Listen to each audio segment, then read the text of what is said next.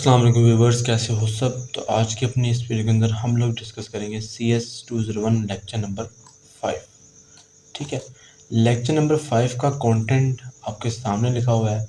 Conditional statements, flow charting, दो sample programmes हैं, if else structure, logical operators और कुछ टिप्स हैं। ठीक है, तो लेक्चर नंबर 5 को करने से पहले कुछ चीज़ें हैं जो आपको पहले करनी पड़ेंगी, फिर जाके आपको लेक्चर नंबर 5 की सही से समझ आएगी। ठीक है, तो चलो स्टार्ट करते हैं। तो सबसे पहले चीज़ आपने करनी है वो ये है आपके सामने। ऑपरेटर्स का मैंने आपको बताया था कि ऑपरेटर्स क्या होते हैं। हमने पहले पढ़े थे अरिथमेटिक ऑपरेटर्स, मतलब plus minus multiplication division, right, वो हमने पढ़े थे। अब हम बेसिकली आगे जाके कई टाइप्स के ऑपरेटर्स पढ़ने वाले हैं। तो यार आपको बता ही दूँ कि ऑपरेटर क्या होता है और ऑपरेंड क्या होता है। ठीक है, तो एक चीज़ याद रखना, एक ऑपरेटर होता है और एक ऑपरेंड होता है। ऑपरेटर क्या होता है? कहता है an operator is a symbol that tells the computer to perform a specific action like plus minus multiplication division. Operator क्या होता है? एक सिंबल होती है जो कंप्यूटर को बताती है कि आपने कोई एक्शन परफॉर्म करना है। ठीक है, ऑपरेटर क्या होता है? एक सिंबल होती है जो कंप्यूटर को बताता है कि भाई आपने कोई एक्शन परफॉर्म करना है। और ऑपरेंड क्या होता है? An operand is the value और data that operator acts on. ठीक है, ऑपरेंड क्या होता है? जिस जो मतलब ऑपरेटर के ऊपर एक्ट करता हो। ठीक है, जो डेटा, वो वैल्यू या डेटा जो ऑपरेटर के ऊपर एक्ट करता है उसको हम क्या बोलते हैं? ऑपरेंड। फॉर एग्जांपल यहाँ पे देखो, अगर मेरे पास दो वैल्यूज हैं, एक मेरे पास है 12, दरम्यान मेरे पास ऑपरेटर आएगा और दूसरी साइड पे मेरे पास क्या है? 2 है। ठीक है, अब यहाँ पे ऑपरेंड कौन सा और ऑपरेटर कौन सा है? ऑपरेटर क्या है? सिंबल है। यहाँ पे 2 आए, माइनस आए, मल्टीप्लिकेशन आए या कोई भी आए, यहाँ पे जो भी सिंबल आए वो क्या होगी? ऑपरेटर होगा। ठीक है, अब ऑपरेंड क्या है? ऑपरेंड वो वैल्यू है जो उस ऑपरेटर के थ्रू एक्ट कर रही हैं। ठीक है, ये वैल्यूज, इनको हम क्या बोलते हैं? ऑपरेंड्स बोलते हैं। क्या बोलते हैं? ऑपरेंड। ये बात याद रखना, बहुत ज़्यादा इंपॉर्टेंट बता दिया आपको कि ऑपरेंड वो वैल्यूज होती हैं जो ऑपरेटर के ऊपर एक्ट कर रही होती हैं। तो ऑपरेटर के ऊपर एक्ट करके इन्होंने कोई ना कोई रिजल्ट देना होता है। जैसे ये एक 12 है और ये 2 है, जब हम इन दोनों को ऐड करेंगे, वो ऐड किसके थ्रू हो रहे हैं? 12 प्लस के थ्रू हो रहे हैं। ठीक है, तो इसको क्या बोलते हैं? ऑपरेंड। और ये जो सिंबल है इसको हम क्या बोलते हैं? ऑपरेटर। ठीक है भाई, अब आपके पास ना दो तरह के ऑपरेटर्स होते हैं। एक होता है यूनरी ऑपरेटर और एक होते हैं बाइनरी ऑपरेटर्स। यूनरी ऑपरेटर्स कौन से होते हैं? कहता है the operator that takes one operand is known as unary operator. ऐसा ऑपरेटर जो एक ऑपरेंड ले उसको हम क्या बोलते हैं? Unary operator. ठीक है, यूनरी ऑपरेटर हम बाद में देखेंगे। आगे क्या कहता है? Binary operators. अब बाइनरी ऑपरेटर्स कौन कौन से होते हैं? ऐसा ऑपरेटर जो दो ऑपरेंड ले उसको हम क्या बोलते हैं? Binary operators. क्या बोलते हैं? Binary operators.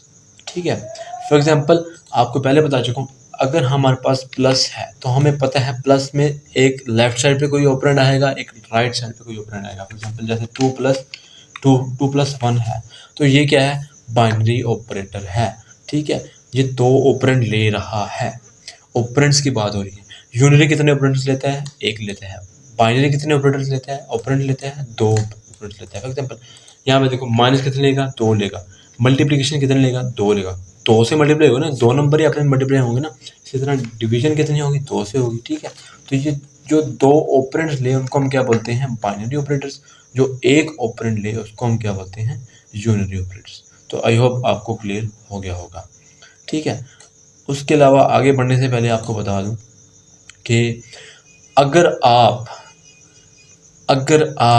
ऑपरेशन परफॉर्म करते हो, अगर आपके पास फर्स्ट ऑपरेंड इंटीजर की वैल्यू है, दूसरी वैल्यू भी मतलब दूसरा ऑपरेंड भी इंटीजर की कोई वैल्यू है, उस पे अगर आप कोई ऑपरेंड परफॉर्म करते हो, प्लस माइनस मल्टीप्लिकेशन डिवीजन, तो आपको रिजल्ट मिलेगा इंटीजर की वैल्यू की फॉर्म में। ठीक है, अगर आप इंट और फ्लोट के दरमियान कोई ऑपरेशन परफॉर्म करते हो उनकी वैल्यूज़ के दरमियान, तो आपको रिजल्ट किस में मिलेगा? फ्लोट में मिलेगा। इसी तरह अगर आप फ्लोट और फ्लोट के दरमियान कोई ऑपरेशन परफॉर्म करते हो तो आपको किस में रिजल्ट मिलेगा? फ्लोट में मिलेगा। ठीक है, और इसी तरह अगर आप डबल और फ्लोट के दरमियान कोई ऑपरेशन परफॉर्म करते हो तो आपको रिजल्ट किस में मिलेगा? डबल में मिलेगा। ठीक है, ये देखो, अगर आप डबल और फ्लोट के दरमियान करते हो तो किस में रिजल्ट मिल रहा है आपको, डबल में मिल रहा है। ठीक है, और अगर आप डबल, ये मैंने लाइन इसलिए लगाई क्योंकि मतलब यहाँ पे दोबारा मैंने डबल लिखना नहीं था, इसलिए मैंने इसे मतलब वो लाइन से लगा दी। अगर आप डबल और इंटीजर के दरमियान में ऑपरेशन परफॉर्म करते हो तो आपको रिजल्ट किस में मिलेगा, ये डबल में, इसलिए मतलब यहाँ पे लिखा मैंने, तो आपको डबल में मिलेगा। ठीक है, डबल में। अगर आप डबल और डबल के दरमियान कोई भी ऑपरेशन परफॉर्म करते हो, प्लस माइनस मल्टीप्लिकेशन, तो आपको रिजल्ट किस में मिलेगा, डबल में ही मिलेगा। ठीक है, ओके जी। तो आई होप ये आपको चीज़ कवर होगी। फॉर एग्जांपल चलो इसको करके देख लेते हैं।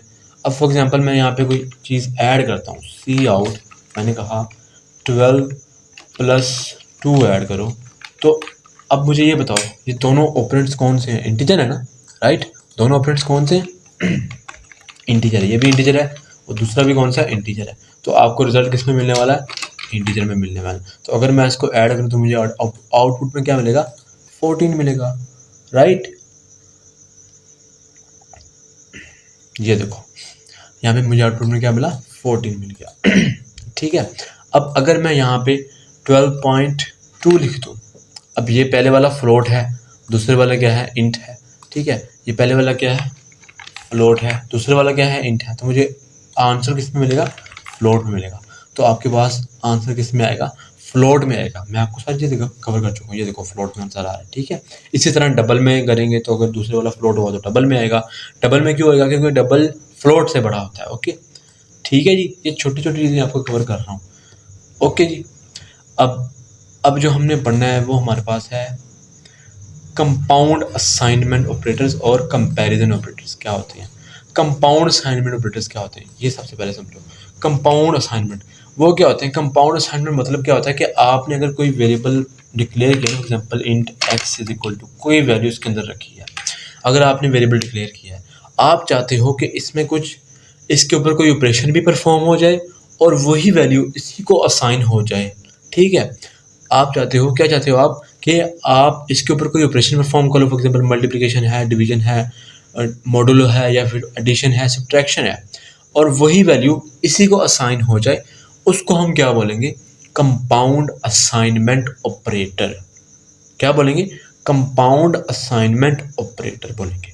ठीक है, फॉर एग्जांपल मैं चाहता हूं कि x मल्टीप्लाई हो 2 के साथ और x के अंदर वो वाली जो वैल्यू मल्टीप्लाई हुई है, मतलब 12 से रुपये 2, वो x के अंदर ही चली जाए। अब अगर मैं डायरेक्टली यहाँ पे x को प्रिंट करूँ इसको परफॉर्म करने के बाद, तो मेरे पास आउटपुट में क्या आना है, 12 आना है, क्योंकि मुझे पता है मैंने इसके अंदर कोई वैल्यू साइन नहीं की। ठीक है, अगर मैं डायरेक्टली यहाँ पे लिख दूँ for example cout x multiply by 2, तो यहाँ पे तुम आपके पास आ जाएगा ना, मतलब 24 आ जाएगा। लेकिन अगर आप इसको ऐसे ही छोड़ के लिख देते हो ना, अगली लाइन में आप x को प्रिंट करते हो तो आपके पास 12 ही आएगा, x की वैल्यू अपडेट नहीं होगी। हम चाहते हैं कि इसकी वैल्यू अपडेट हो जाए, तो हम क्या करते हैं, मैंने कहा x में ही वो चीज़ रख दो। ठीक है, जो आप मल्टीप्लिकेशन कर रहे हो ना, उसका जो रिजल्ट आएगा वो आप उठा के x में ही रख दो।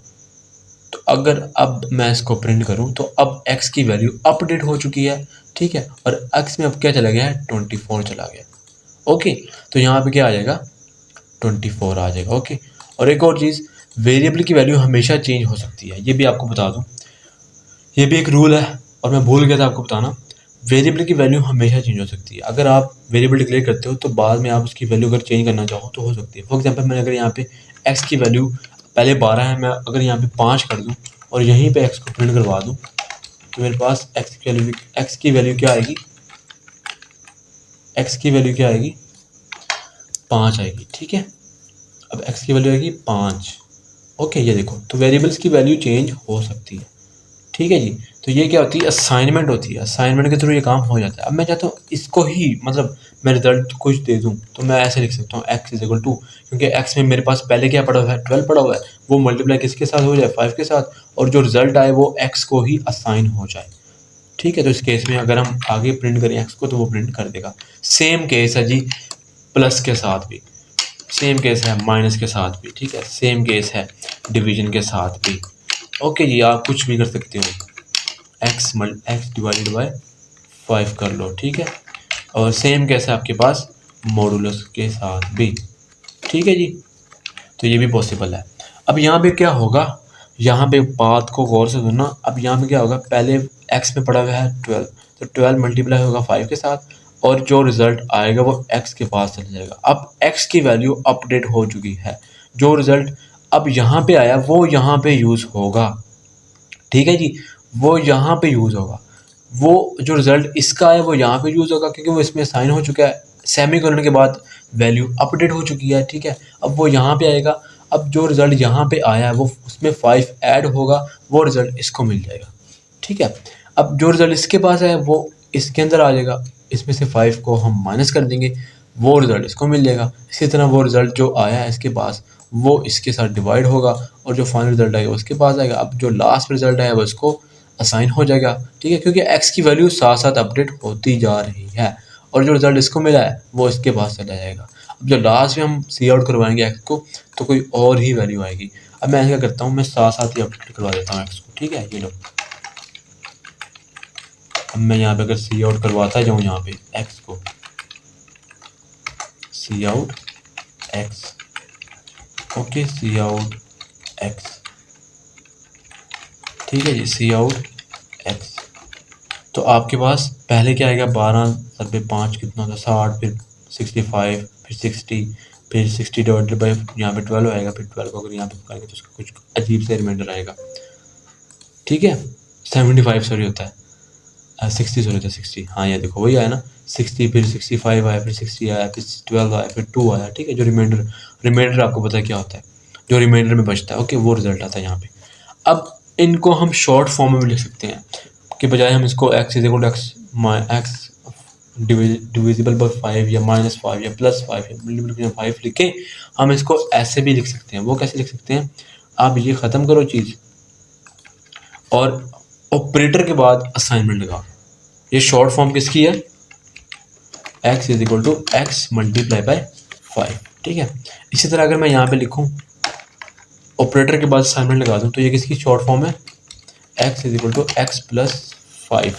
ये इंटरनली आपका कंपाइलर ऐसे कुछ कर रहा है, ठीक है। अब यहाँ पे इसको हटा दूँ तो माइनस इक्वल टू, ये किसकी शॉर्ट फॉर्म है, x = x - 5 and same with these operators as well.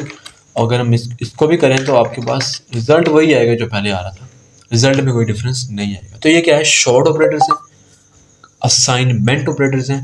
Assignment मतलब असाइनमेंट के साथ ही आपके ऑपरेटर्स लगे हुए हैं, उसको हम क्या बोलते हैं, असाइनमेंट ऑपरेटर्स, या फिर उसको हम क्या बोलते हैं, कंपाउंड असाइनमेंट ऑपरेटर्स। तो आई होप गाइज आपको ये वाली चीज़ भी क्लियर अच्छे से हो गई होगी। ये देखो मैंने यहाँ पे लिखा भी हुआ है, अगर x = x + 1 है, ये किसकी इक्विवेलेंट होता है, x + 1। जो वेरिएबल की वैल्यू इस साइड पे होगी वो हम ऑपरेटर के साथ असाइनमेंट लगा के उसको वो वैल्यू लिख देंगे, ओके, ठीक है जी। तो आई होप गाइस ये क्लियर हो गया होगा। अब आगे चलते हैं, आगे हमारे पास ऑपरेटर्स जो हैं वो हैं जी कंपैरिजन ऑपरेटर्स। कंपैरिजन ऑपरेटर्स या हम इसको बोलते हैं कंडीशनल ऑपरेटर्स, ठीक है। वो कौन से होते हैं, क्या होता है, ग्रेटर देन, एक होता है less than, greater than equal to, less than equal to, equal to, ठीक है, ओके जी। आपने पढ़ा होगा उस अलजेब्रा में पढ़ा होगा आपने, ठीक है। फॉर एग्जांपल मेरे पास दो वैल्यू है, एक x के अंदर पड़ी हुई है 12 और एक अंदर y के अंदर पड़ी हुई वो क्या है 5। अब ये करते क्या हैं, ये आपको रिजल्ट देते हैं किसके फॉर्म में, बुलियन रिजल्ट देते हैं, ठीक है। बुलियन क्या होता है, या तो वो ट्रू होगा या फॉल्स होगा, मतलब या तो वो 1 होगा या 0 होगा, क्योंकि कंप्यूटर की फॉर्म में 1 ट्रू होता है और 0 फॉल्स होता है, ओके। अब अगर मैं यहाँ पे लिखूँ cout x greater than 5 sorry y and, तो अगर मैं डायरेक्टली रन करूँ तो यहाँ पे एरर आ जाएगा, क्यों, कंपाइलर कंफ्यूज हो रहा है। आप सी आउट लिख रहे हो, लेस देन लगा रहे हो, फिर इधर लेस देन लगा रहे हो, आप ये कौन सा ऑपरेटर लिख रहे हो पेज पे। तो ऐसा नहीं करना, जब भी आपने इसको सी आउट के अंदर लिखना है ना, थोड़ी तो ये स्पेस डाल देनी है और इसको हमेशा ब्रैकेट के अंदर लिखना है, तब भी कंपाइलर समझता है हाँ ये ऑपरेटर यूज हो रहा है, ओके। अब अगर x बड़ा है y से तो आपको रिजल्ट बनेगा ट्रू, अदरवाइज फॉल्स। तो देखो 1 है तो बड़ा होता है 12/5 से, जी बिल्कुल बड़ा है। इसी तरह हम कर सकते हैं x लेस देन 5, तो वो भी पॉसिबल है, ठीक है। तो ये क्या आया, एक्स लेस देन 5 नहीं है तो 0 आ गया क्योंकि एक्स बड़ा है, ठीक है, ट्रू या फॉल्स में आएगा। एक्स लेस देन और इक्वल टू 5, इसमें दो चीज़ें हैं, या तो लेस देन होगा या बराबर होगा, दोनों में कुछ चीज़ें ट्रू होनी चाहिए। अगर दोनों ट्रू नहीं है तो फॉल्स दे देगा आपको, ना ही छोटा है एक्स वाई से ना ही इसके बराबर है, तो आउटपुट में क्या आएगा, 0 आएगा। ठीक है जी, ये देखो ओके। इसी तरह अगर मैं करूँ एक्स ग्रेटर देन और इक्वल टू वाई, अगर मैं रन करूँ तो आउटपुट में क्या आएगा, 1 आएगा, क्योंकि बड़ा है, बराबर तो नहीं है ना। एक्स ग्रेटर देन और इक्वल टू वाई, या बड़ा हो या बराबर हो, ठीक है, तो बड़ा है तो इसने क्या दे दिया, 1 दे दिया, ठीक है। इसी तरह हमारे पास इक्वलिटी ऑपरेटर होता है कि क्या एक्स बराबर है वाई के। हमेशा याद रखना ये इक्वलिटी ऑपरेटर आप लोगों ने अलजबरा में पढ़ा था। ये क्या है, यहाँ पे ये असाइनमेंट है, ठीक है, मतलब आप अब एक्स में वाई को रख रहे हो। अगर इस केस में रन करूँ तो आपके पास क्या आएगा, एक्स में जो वैल्यू वाई की वैल्यू ना वो आ जाएगी, ये देखो 5 आ गया, ओके। मतलब आप एक्स में अब वाई को रख रहे हो, ये असाइनमेंट ऑपरेटर है, ओके। अगर आपने कंपैरिजन करना है कि ये इसके बराबर है कि नहीं तो आपने डबल इक्वल टू लगाना है, ठीक है। मैं आपको पहले बता चुका हूँ कि वेरिएबल की वैल्यू चेंज हो सकती है। यहाँ पे क्या हो रहा है, वेरिएबल की वैल्यू चेंज हो रही है, देखो असाइनमेंट ऑपरेटर आ रहा है, ठीक है। ये लेफ्ट साइड पे जो ऑपरेटर है उसमें वाई की वैल्यू चली जाएगी। वाई की वैल्यू क्या है, 5, पहले क्या थी एक्स की वैल्यू 12, तो 12 की वैल्यू अब जो है वो 5 से रिप्लेस हो जाएगी, तो आपके पास आउटपुट में क्या आएगा, 5 आएगा। इसलिए जब भी कंपैरिजन करना है तो आप लोगों ने डबल इक्वल टू लगाना है, क्या ये इसके बराबर है या नहीं, तो 12 5 के बराबर नहीं होता, आपको आउटपुट में 0 आ जाएगा, ठीक है, 0 आ जाएगा। अब अगर मैं यहाँ पे 1 2 यहाँ पे भी लिखता हूँ तो अब 1 आएगा क्योंकि उसके अब बराबर हो चुका है वो, ठीक है, ओके। तो ये ऑपरेटर्स थे हमारे पास जो मैंने आपको बता दिए, ठीक है जी, ये सारे मैंने आपको बता दिए। और लास्ट पे हमारे पास बचे हैं अब कौन से बचे हैं भाई, अब हमारे पास बचे हैं भाई, हाँ, लॉजिकल ऑपरेटर्स। लॉजिकल ऑपरेटर्स आपने पढ़े थे, एक होता है एंड, एक होता है और लास्ट पे हमारे पास होता है नॉट। एंड में क्या होता है, और में क्या होता है, नॉट में क्या होता है, चलो समझते हैं। एंड में आपका रिजल्ट ट्रू तब होगा, ये भी आपको ट्रू या फॉल्स में रिजल्ट देते हैं, जब दोनों साइड पे ट्रू होगा तब ही ट्रू होगा। फॉर एग्जाम्पल अगर मैं यहाँ पे मेरे पास ट्रू है और इधर भी ट्रू है तो मेरे पास आउटपुट में क्या आएगा, ट्रू। अगर यहाँ पे मेरे पास फॉल्स है, यहाँ पे ट्रू है तो फॉल्स आएगा। कंडीशन क्या है, कंडीशन ये है कि दोनों साइड पे ट्रू होना चाहिए भाई, दोनों साइड पे ट्रू होना चाहिए, ये कंडीशन है।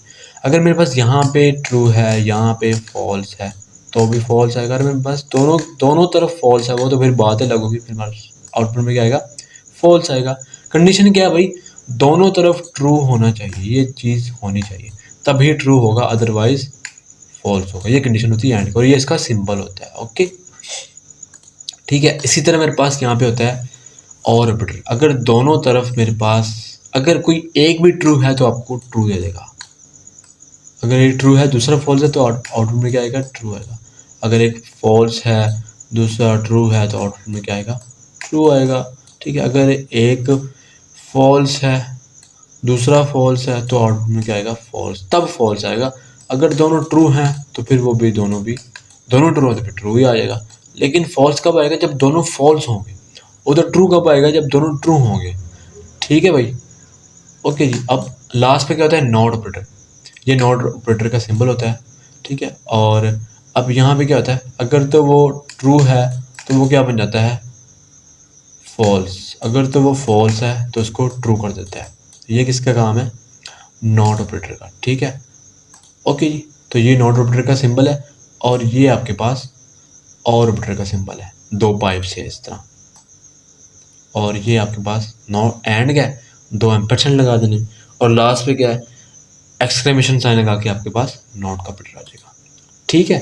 तो ये सारी चीज़ें आपकी कवर हो चुकी हैं, ठीक है। अब आपको थोड़ी सी कंपैरिजन कर क्वेश्चन करके भी दिखा देता हूँ। फॉर एग्जांपल सी आउट मैंने लिखा है यहाँ पे।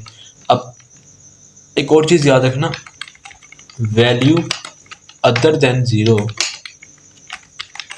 इज कंसिडर्ड एज ट्रू, ठीक है। जो 0 के अलावा कोई वैल्यू होगी वो हमेशा ट्रू ही कंसिडर की जाएगी in case of C++, Java script या जो भी लैंग्वेज आपकी है कंप्यूटर साइंस के फॉर्म में। अगर वो अदर देन ज़ीरो वैल्यू है, ये मतलब ज़ीरो नहीं है, 1 है, 2 है, 3 है, -1 भी है ना, तो वो ट्रू ही कंसिडर की जाएगी। फॉर एग्जांपल यहाँ पे देखो मेरे पास 1 है, ठीक है, ब्रैकेट्स में लगाने हमेशा ये भी, और यहाँ पे मेरे पास 1 एंड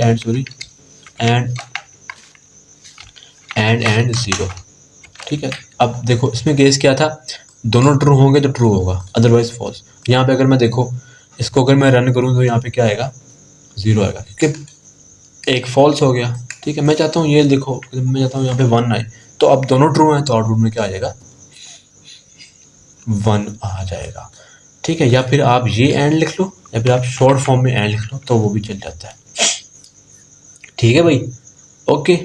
अब ये था केस एंड का, मैंने आपको क्या बताया, अदर देन 0, 1 है, 12 है, ये आपसे कन्फ्यूजन हो सकती है, ठीक है, 41 है, जो भी है, उसके दरम्यान कोई ऑपरेटर लगा हुआ है, ठीक है, एंड का, और का, नोट का, तो आपको वो समझना कि वो जो वैल्यू अदर देन 0 है वो हमेशा ट्रू होगी। अब दोनों चीज़ें ट्रू हैं तो आउटपुट में क्या आना है, ट्रू आना है, ओके जी। ये देखो ट्रू आएगा, ठीक है, समझ लगी बात की। अब अगर बात करें और की, तो इस केस में अगर दोनों वैल्यू अदर देन 0 है तो वो भी ट्रू कंसीडर की जाएगी। वैल्यू अगर 1 है तो वो भी ट्रू, अगर 0 है ना तो वो फॉल्स कंसीडर की जाएगी। कोई भी वैल्यू है ना 1, 2, 45, 46, तो वो ट्रू कंसीडर की जाएगी, ओके। अब यहाँ पे क्या है, और का केस क्या था, कोई भी ट्रू हुआ एक भी तो ट्रू आएगा, अदरवाइज फॉल्स होगा। फॉल्स कब होगा, जब दोनों फॉल्स होंगे, ठीक है। तो यहाँ पे ट्रू आ रहा है। अब देखो अगर मैं यहाँ पे लिख दूँ 1 लिख दूँ, अब दोनों ट्रू हो गए तो आउटपुट में क्या आएगा, ट्रू आ रहा है, क्योंकि दोनों ट्रू हैं तो भी ट्रू है, अगर एक भी ट्रू है तो भी ट्रू है। अगर मैं दोनों फॉल्स कर दूं तो क्या आएगा, तो क्या होगा भाई, फॉल्स आ जाएगा, ओके ओके, क्या आएगा, फॉल्स आएगा। अब अगर आप और को शॉर्ट फॉर्म में ऐसे भी लिख सकते हो तो ये भी चल जाता है, ओके जी। तो ये छोटी छोटी चीज़ें जो मैंने आपको बता दी। अब अगर बात करें नॉट की, तो नॉट हमेशा अगर कोई वैल्यू ट्रू है तो उसको फॉल्स कर देगा, अगर कोई फॉल्स है तो उसको ट्रू कर देगा। हमेशा आप लोगों ने यहाँ पे ऐसे एक सिंबल के साथ लगाना है, ठीक है। आई थिंक ये ऐसे नहीं चलेगा, हाँ चल गया, ठीक है। तो हमेशा ये अगर फॉल्स है तो उसको ट्रू कर देगा, अगर कोई ट्रू है तो उसको फॉल्स कर देगा। अब यहाँ पे देखो और लगाया मैंने दो फॉल्स कंडीशन के दरमियान, तो अगर मैं यहाँ पे नॉट लगा दूँ तो इसको क्या कर रहा है, ट्रू कर रहा है, ठीक है। अब अगर मैं यहाँ पे एंड लगा दूँ तो यहाँ पे इसको भी इसने ट्रू कर देना, ठीक है। तो एंड नॉट ऑपरेटर क्या करता है, ट्रू कर देता है। आप इसकी बजाय यहाँ पे नॉट भी लिख सकते हो, ठीक है, तो ये भी चल जाता है। तो मैंने आपको सारी पॉसिबिलिटीज़ आपको बता दी हैं, ठीक है। तो आई होप गाइस आपको क्लियर हो गया होगा। अब यहाँ पे ज़रूरी नहीं कि डायरेक्टली कोई वैल्यू यूज़ करो, आप कोई वेरिएबल को भी यूज़ कर सकते हो, कोई एक्स हो गया या जो भी वेरिएबल आप यूज़ करना चाहो उनके साथ भी आप ये चीज़ें यूज़ कर सकते हो, ठीक है। तो चलो अब स्टार्ट करते हैं हमारा लेक्चर नंबर 5। लेक्चर नंबर 5 छोटा सा ही है, इतना लंबा टाइम नहीं होगा आपका, बस आगे बहुत ज़्यादा टाइम हो गया। इसमें सबसे पहले है कंडीशनल स्टेटमेंट्स। कंडीशनल स्टेटमेंट क्या होती है, आप रोज़मर्रा ज़िंदगी में कोई ना कोई कंडीशन समझते हो, कोई ना कोई कंडीशन बनाते हो, कोई बहाने बनाते हो। फॉर एग्जाम्पल आपने कहा है कि अगर बारिश हुई तो मैं स्कूल नहीं जाऊँगी, ठीक है। अगर कोई बारिश हुई तो मैं स्कूल नहीं जाऊँगा, तो ये कंडीशन होगी ना। अगर मुझे बुखार हुआ तो मैं डॉक्टर के पास जाऊँगा, ये कंडीशन है। अगर आज बारिश हुई तो हम शादी पे नहीं जाएंगे, तो ये भी कंडीशन है, ठीक है। तो कंडीशन होती है हमारे पास, और कंडीशंस की बेस के ऊपर हम डिसीजन ले रहे होते हैं, फैसला कर रहे होते हैं, ठीक है। सेम चीज़ हमारे पास होती है प्रोग्रामिंग की फॉर्म में भी, सी में, सी प्लस में, जावा में, जावास्क्रिप्ट में, जिसमें भी चले जाओ आपको कंडीशनल स्टेटमेंट्स मिल ही जाएंगे, ठीक है। तो कंडीशनल स्टेटमेंट क्या होती है, यहाँ पे हम सिर्फ और सिर्फ पढ़ने वाले हैं इफ़ एल्स स्ट्रक्चर को। आगे आगे हम बहुत कुछ पढ़ने वाले हैं, ठीक है। और लॉजिकल ऑपरेटर्स मैंने आपको पढ़ा दिए। सैम्पल प्रोग्राम 1 आप लोगों ने खुद करना है, पढ़ा दूंगा एक दफ़ा। सैम्पल प्रोग्राम 2 मैं आपको इंशाल्लाह अगर टाइम हुआ तो मैं कर दूंगा, ठीक है। प्रोग्राम 1 आप लोगों ने खुद करना है, ओके। तो चलो स्टार्ट करते हैं फटाफट। अब हम प्रोग्रामिंग में कंडीशंस कैसे बनाते हैं, हम यूज़ करते हैं इफ़ स्टेटमेंट का। किसका, इफ़ स्टेटमेंट का। अब वो क्या होती है, वो उसका सिंटैक्स कुछ यूँ होता है, आप पहले इफ़ लिखते हो, फिर ब्रैकेट्स लगाते हो, यहाँ पे आपके पास कंडीशन होती है, जैसे मैं आपको बता चुका हूँ कंडीशन, और यहाँ पे आपके पास ब्रैकेट ओपन और क्लोज होती है, ठीक है। ये देखो इफ़ लिखा, यहाँ पे कंडीशन आएगी, ठीक है, और यहाँ पे क्या आएगा, आपकी स्टेटमेंट्स आएंगी। तो ये होता है इफ़ स्टेटमेंट। इफ़ स्टेटमेंट क्या करती है भाई, अगर कोई कंडीशन ट्रू होगी तो ये स्टेटमेंट इसकी चलेंगी, अदरवाइज ये स्टेटमेंट्स नहीं चलेंगी। ठीक है। अगर वो कंडीशन ट्रू होगी तो स्टेटमेंट चलेगी, अदरवाइज कोई स्टेटमेंट नहीं चलेगी। फॉर एग्जांपल कंडीशन क्या होती है, आपने जो भी कंडीशनल ऑपरेटर्स पढ़े या कंपैरिजन ऑपरेटर्स पढ़े वो यहाँ पे होंगे।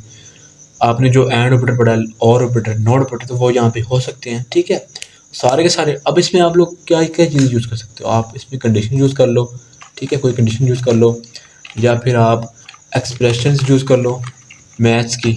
ठीक है, या फिर आप यहाँ पे कोई लॉजिकल ऑपरेटर यूज़ कर लो, तो वो भी पॉसिबल है। ठीक है, तो ये सारी चीज़ें यहाँ पे आ सकती हैं। फॉर एग्जाम्पल मैंने कहा 5 बड़ा है 4 से। ठीक है, 5 बड़ा है 4 से, तो क्या लिखूँगा मैं, सी आउट यस।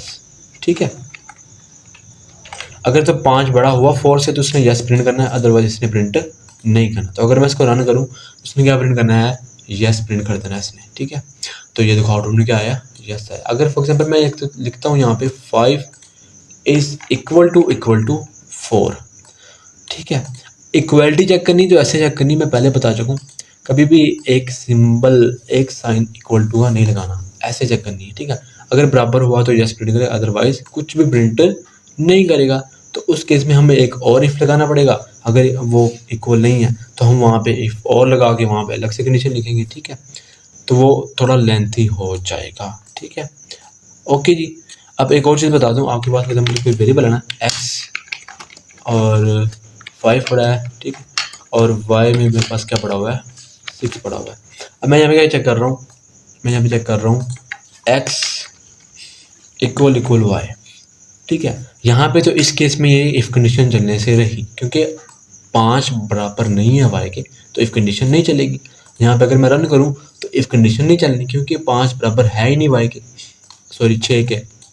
ठीक है, अब गलती से मैंने एक असाइनमेंट ऑपरेटर लगा दिया जो पहले हो चुका है। इस केस में रन करना तो उसने यस प्रिंट कर देना है। क्यों, गलती आपसे हुई है, कंपाइलर से नहीं। आपने क्या किया है, इसमें जो वैल्यू पड़ी हुई थी ना वाई में, वो अब आपने रख दी है एक्स में। तो एक्स ने भाई वाई की वैल्यू उठा ली है, वो क्या थी 6, तो 6 इधर आ गया। तो जैसे ही ये कंडीशन इधर आई तो यहाँ पे वो कंडीशन ट्रू हो गई और आपके पास आउटपुट क्या आ गया, यस आ गया। ठीक है, ओके। अब ऐसा क्या है कि अगर इफ़ कंडीशन चलती नहीं तो हम क्या करें, अगर इफ़ कंडीशन नहीं चलती उस केस में हम क्या करें, हम लगाते हैं एल्स को, कि अगर इफ़ नहीं चलती तो एल्स को चला दो, सी आउट नो। अब मुझे बताओ क्या 5 बराबर है 6 के, नहीं, तो इसने क्या करना है, नो प्रिंट कर देना है। अब इफ़ कंडीशन नहीं चली, इफ़ कंडीशन हो गई फॉल्स, तो एल्स के पास आ गया। ठीक है, अब एक और चीज़ बता दूं, अगर आपके पास एक स्टेटमेंट है ना, ये स्टेटमेंट होती है जो इफ़ की बॉडी के अंदर होती है, तो आप लोग ये ब्रैकेट्स ना भी लगाओ तो कोई मसला नहीं, ऑप्शनल है, ऑप्शनल। ठीक है, अगर एक स्टेटमेंट है, अगर मैं रन करूं तो देखो कोई मसला नहीं, चल जाएगा। ओके जी, अगर आप ब्रैकेट्स ना भी लगाओ तो कोई मसला नहीं, ये चल जाएगा। अदरवाइज अगर आपके पास एक से ज़्यादा स्टेटमेंट है ना, सी आउट, मैं या लिखता हूँ, या जो भी लिखता हूँ, ठीक है, सी आउट, मैं यहाँ पे अगर लिखता हूँ सी आउट नॉट पॉसिबल, या जो भी लिखता हूँ, तो इसने अगर आपने इफ़ भी लिखा है एल्स भी लिखा है तो उस केस में इसने एरर दे देना है। ठीक है, यहाँ पे एरर आ गया, तो इस केस में हमें क्या करना पड़ता है, हमेशा ब्रैकेट्स लगानी पड़ती हैं। ठीक है, ये बात आप लोगों ने याद रखनी है, ब्रैकेट्स के अंदर लिखना है इनको। ओके जी, इसी तरह एल्स का भी है, एल्स को भी ब्रैकेट के अंदर ही लिखना है हमने। ठीक है, तो एल्स को भी ब्रैकेट के अंदर ही लिखना है। ओके, तो अब ये अगर कंडीशन ट्रू हुई तो ये वाली 2 स्टेटमेंट चल जाएंगी, अगर ना हुई तो ये वाली 2 स्टेटमेंट चल जाएंगी। अब कंडीशन ट्रू नहीं है तो नीचे वाली 2 स्टेटमेंट्स चल रही हैं। ठीक है, तो ये चीज़ होती है। ओके जी, अब अगर आपके पास इफ़ नहीं है और आपने डायरेक्टली एल्स लिख दिया है तो इस केस में भी आपके पास एरर आएगा। क्या एरर आएगा, else without a previous if, else आपने लिखा है प्रीवियस इफ़ के बगैर। ठीक है, तो उस केस में भी इसने नहीं चलना, इसने आपको एरर दे देना है। ठीक है गाइस, तो आई होप गाइस आपको ये सारी चीज़ें कवर हो गई होंगी। इफ़ है तो इफ़ चला दो, अगर नहीं है तो एल्स चला दो, इंग्लिश में ही समझ लो इफ़, अदरवाइज एल्स। ठीक है, ओके, आप इसमें कोई भी ऑपरेटर यूज़ कर सकते हो तो वो पॉसिबल है। तो चलो अब चलते हैं हैंडआउट्स की तरफ, जो मैंने आपको चीज़ें पढ़ा दी। सैम्पल प्रोग्राम 1 देखते हैं सबसे पहले। कंडीशनल स्टेटमेंट आपने पहले बता दिया, ये कंडीशनल स्टेटमेंट हम क्या करते हैं डेली लाइफ में बनाते हैं। जैसे ये आपको बता रहा है कि आपने डिफरेंट टास्क करने हो तो आप क्या क्या चीज़ें कर सकते हो। इसके बाद आपने इसने आपको बताया जी यहाँ पे इफ़ है, फिर स्टेटमेंट है, ग्रुप ऑफ स्टेटमेंट्स है, ठीक है।